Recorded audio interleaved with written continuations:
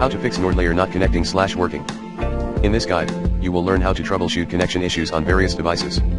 If you are looking for a guide for a specific device, please find the list below: Windows, macOS, Linux, iOS, Android.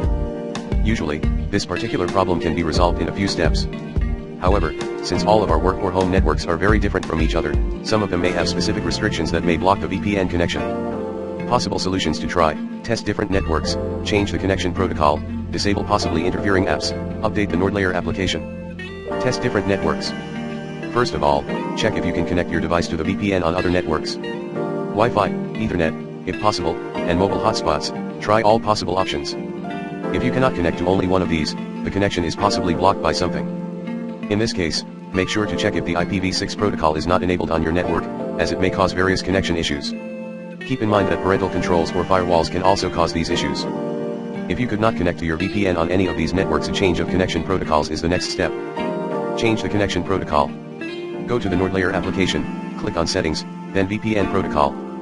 Here, you will find all of the available protocols, including IKF2, OpenVPN UDP/TCP. Please give a go to all of them.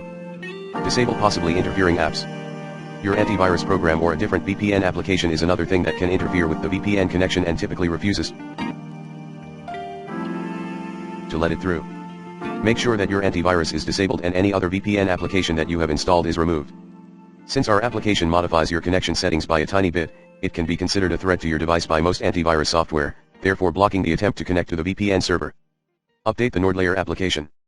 Once you made sure that you cannot connect to all possible networks, various protocols do not help, the antivirus is disabled, other VPNs are uninstalled, or you have a screenshot of the error received while trying to connect, try fully reinstalling the NordLayer application.